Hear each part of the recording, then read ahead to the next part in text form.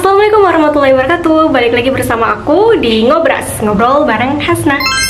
Nah, di video kali ini aku akan bahas sebuah buku yang akhir-akhir ini lagi aku baca. Nah, buku ini judulnya itu adalah Atomic Habits. Nah, sebetulnya di video-video sebelumnya juga aku udah bahas ya seputar buku Atomic Habits. Cuman yang berbeda dari video kali ini adalah aku ngebahas tentang isi buku ya. Mungkin kurang lebih ada 5 insight yang aku dapat di halaman-halaman akhir ya, halaman-halaman akhir dari buku Atomic Habits ini. Nah, kenapa aku bahas? Karena aku ngerasa justru poin penting yang krusial bangetnya itu ada di akhir-akhir buku. Kenapa? Karena di akhir buku ini bener-bener ngajarin kita gimana caranya biar kita itu konsisten, biar kita itu nggak berhenti, biar kita itu ngerasa ada kepuasan, agar kita itu bisa semakin yakin dengan pilihan hidup kita. Nah, buat kamu yang udah penasaran sama isi buku di akhir-akhir halaman buku ini, langsung aja, ini dia 5 insight-nya. Nah, insight yang pertama adalah prinsip Goldilocks. Nah, maksudnya gimana sih Hasna prinsip Goldilocks itu? Nah, prinsip Goldilocks itu adalah ketika kita itu melakukan tantangan atau punya tantangan itu yang 4% di atas kemampuan kita. Nah, contohnya gimana? Contohnya misalkan kamu seorang atlet badminton ya. Nah, jadi kalau misalkan kalau kamu nih atlet badminton, nah kalau misalkan kamu pakai prinsip Goldilocks, itu kamu akan memilih lawan-lawan yang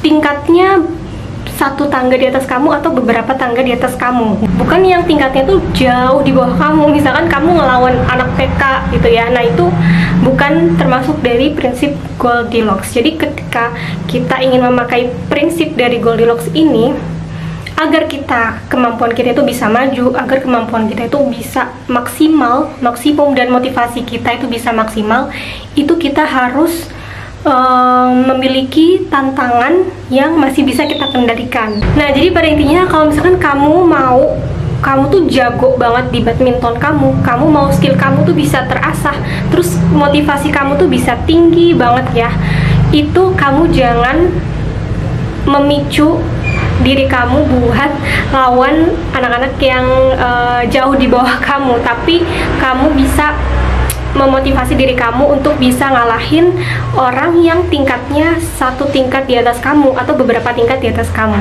seperti itu. Jadi, nah kalau di sini tuh dibilang kalau misalkan motivasi yang maksimal itu akan terjadi ketika kamu menghadapi tantangan dengan kesulitan yang masih bisa kamu kendalikan. Nah, makanya kenapa kita harus memilih tantangan yang beberapa persen di atas kita. Kalau di sini dikatakan 4% di atas kita.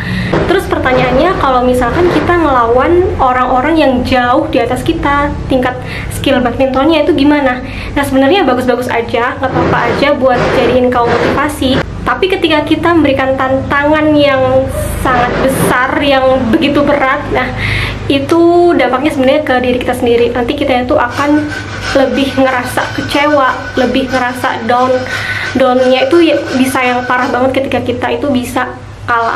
Insight yang kedua yang aku dapat adalah orang sukses adalah orang yang mampu mengatasi rasa kebosanan berlatih setiap hari dan melakukan hal yang sama berulang-ulang. Nah, ini benar-benar bikin aku tuh kayak wah, ternyata memang segitunya ya kalau misalkan kita itu pengen jadi orang sukses. Bahkan kata siapa orang sukses itu dia nggak bosen. Justru orang sukses tuh juga mereka ya ngalamin bosen, mereka juga ngalamin capek, ngalamin males-malesan. Tapi yang membedakan antara mereka dengan ya kita-kita itu ya. Nah, kalau orang sukses itu mereka meskipun ada rasa males, meskipun ada rasa bosen, tapi mereka tetap maju, mereka tetap nulis, mereka tetap berkarya, mereka tetap latihan, mereka tetap bikin konten, mereka pokoknya tetap melakukan kebiasaan-kebiasaan atau latihan-latihan terus setiap harinya. Nah, ini juga aku ngebayangin ya, kalau misalkan kita jadi atlet gitu ya, pasti kalau kita lihat atlet, contohnya kayak atlet badminton, nah memang iya mereka tuh nggak bosen, memangnya iya mereka tuh nggak capek capek gitu ya ngelakuin latihan setiap hari ya kan.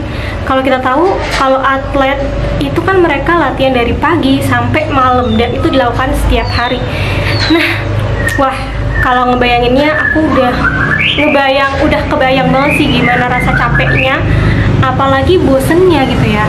Tapi memang justru itu ya, di buku itu malah dikatakan ya orang-orang sukses ya, mereka-mereka itu yaitu orang yang mereka tuh bisa mengatasi rasa kebosanan. Jadi meskipun bosan tetap harus gerak, meskipun bosan tetap harus masuk, tetap maju, nggak boleh alfa, nggak boleh bolos gitu ya.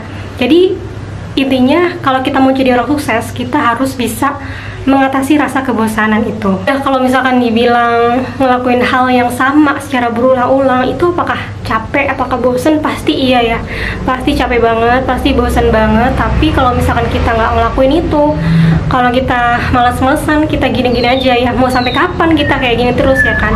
Jadi ya kalau kataku mah, apapun yang kamu bisa lakuin, hal sekecil apapun atau impian kamu apapun itu, pokoknya intinya kamu harus buat sistemnya kayak gimana, buat jadwal perharinya, kamu harus lakuin apa aja, terus ada target mingguan mungkin, ada target bulanan. Nah, terus yaudah konsisten ngelakuin itu setiap hari, sehari kamu lakuin, besok ngelakuin lagi, besok ngelakuin lagi. Intinya nggak boleh capek, nggak boleh males. Kalau misalkan kamu males pun harus tetap berangkat, harus tetap bikin, harus tetap berkarya, harus tetap latihan. Pokoknya setiap hari nggak boleh bolong. Dan insight ketiga yang aku dapet itu adalah kita harus membangun sebuah sistem. Nah, maksudnya gimana? Jadi kalau misalkan kamu udah mau nentuin nih apa tujuan kamu, terus kamu mau bangun kebiasaan apa. Nah, jadi yang pastinya kita itu mengimpikan sesuatu atau menginginkan sesuatu itu bukan cuma keinginan aja, tapi kita harus bangun sistemnya, bangun sistematikanya, bangun strukturalnya. Nah, harus tahu kapan jadwalnya, harus tahu juga gimana caranya, mekanismenya. Nah, itu semua harus kita bangun secara sistematis. Nah, kenapa? Karena kalau misalkan kita nggak bangun sistemnya, pasti hasilnya juga nggak akan maksimal. Pasti ada rasa-rasanya, pasti ada waktu ketika dimana kita males-malesan, terus nggak ada acuan, nggak ada bimbingan, nggak ada panduan juga ya kan. Nah, beda halnya kalau misalnya kita udah membuat sistem. Nah, apalagi kalau sistemnya dibuat secara maksimal, secara profesional gitu ya. Contohnya cara membuat sistem itu gimana? Contohnya aja kayak misalkan sekolah. Nah, secara nggak sadar sebenarnya ketika orang tua itu menyekolahkan kita, sebetulnya orang tua itu udah memberikan memaksakan sebuah sistem kepada kita. Karena kalau misalnya kita nggak sekolah, kita pasti kayak main-mainan, terus males-malesan ya kan di rumah. Habis itu ya jadi nggak beratur semuanya. Tapi ketika kita di sekolah itu semuanya menjadi otomatis, menjadi sistematis gitu ya. Entah itu dari jadwal pelajarannya, terus jam-jam pelajarannya, dari pagi kita udah mulai membangun kebiasaan ya kan. Jadi tanpa kita sadari ketika kita sekolah itu sistem itu udah kebangun. Kita dari pagi jam 7 udah belajar sampai siang, terus kita lanjut lagi belajar lagi sampai sore. Nah, itu sebetulnya sebuah sistematis. Nah, jadi kalau misalnya kamu mau membangun kebiasaan baru gitu ya, nah coba kamu bangun sistem kamu. Misalkan kamu pengen jadi penulis, berarti kamu harus bangun sistematisnya kayak gimana. Misalkan kamu mulai nulis dari jam 8 sampai jam 10, terus dalam sehari kamu mau punya target berapa halaman, habis itu selesainya dalam waktu kapan. Nah, itu kamu harus punya sistematikanya kayak gimana. Karena kalau misalnya enggak, tujuan kamu itu akan sulit untuk tercapai. Makanya dengan sistem itu semua goals kamu itu bisa rasanya itu terasa semakin dekat dan semakin nyata. Insight yang keempat yang aku dapat adalah selalu lakukan perbaikan. Mungkin kamu ngerasa kamu tuh udah jadi orang yang paling konsisten di dunia ini, atau kamu mungkin ngerasa kamu udah cukup komitmen, kamu udah ngerasa kamu udah cukup konsisten ngelakuin hal yang sama selama berbulan-bulan, selama bertahun-tahun. Tapi ternyata konsisten itu gak cukup. Jadi selain konsisten, kamu juga harus melakukan perbaikan. Karena kalau misalnya kita nggak konsisten, mungkin aja tanpa kita sadari kita itu melakukan hal yang salah berkali-kali, ya kan? Atau kita melakukan hal yang salah, bahkan setiap hari bisa lebih buruk. Dan kalau misalkan kesalahan itu selalu kita lakukan berkali-kali, itu akan jadi bumerang bagi kita sendiri. Nah, maka dari itu, ketika kita ingin maksimal, ketika kita pengen hasil yang lebih bagus lagi dan maksimal, itu konsisten aja nggak cukup, tapi kita harus melakukan namanya perbaikan. Nah, kita harus ngelakuin perbaikan setiap harinya. Kita harus jadi terus pribadi yang lebih baik setiap harinya. Gitu. Misalkan ya sehari 1% lebih baik, besok harus lebih baik lagi, lebih baik lagi, lebih baik lagi gitu. Misalkan contohnya hari ini misalkan kamu atlet badminton lagi deh ya, misalkan kamu atlet badminton. Nah, konsisten aja itu nggak cukup buat kamu bisa menang Olimpiade Paris. Latihan yang konsisten itu nggak cukup buat kamu bisa menang Olimpiade. Tapi kamu juga harus perlu menjadi atlet yang lebih baik lagi setiap harinya 1%. Nah, contohnya misalkan hari ini kamu bisa servis, ya udah kamu bisa servis hari ini. Besok apalagi nih teknik yang harus kamu bisa, kamu harus lebih baik lagi. Tuh. Mungkin besok kamu improve lagi teknik smashnya. Nah, habis udah selesai, besok latihan lagi, kamu coba teknik yang lain lagi. Nah, jadi setiap harinya harus ada perbaikan terus, perbaikan terus, perbaikan terus, harus ada improve, harus lebih kreatif lagi setiap harinya. Nah, jadi konsisten itu nggak cukup. Jadi selain konsisten, kamu juga harus melakukan perbaikan setiap harinya. Dan insight kelima yang aku dapat dari buku Atomic Habits ini adalah menjadikannya menarik. Nah, maksudnya menjadikannya menarik itu gimana? Jadi sebisa mungkin kamu kalau misalkan sekarang lagi pengen bangun kebiasaan, nah coba kamu buat kebiasaan itu jadi menarik. Nah, contohnya kayak apa? Misalkan kamu pengen rajin nyapu deh ya. Misalkan kamu pengen rajin nyapu. Nah, jadi gimana caranya biar nyapu itu adalah suatu kegiatan yang menyenangkan dan menarik buat kamu gitu. Contohnya misalkan kamu pakai sapu yang mahal atau pakai sapu yang kamu suka gitu lah intinya. Kamu pakai sepatu lagi. Kamu pakai sapu yang bagus, sapu yang enak gitulah kalau misalkan buat nyapu. Nah, itu adalah salah satu cara menjadikan kebiasaan itu menarik. Nah, contoh lagi misalkan apa lagi ya? Misalkan kamu pengen olahraga setiap pagi. Nah, kamu harus menjadikannya menarik dulu. Nah, gimana caranya biar olahraga itu jadi menarik? Nah, misalkan kamu pakai baju olahraga yang keren gitu misalkan.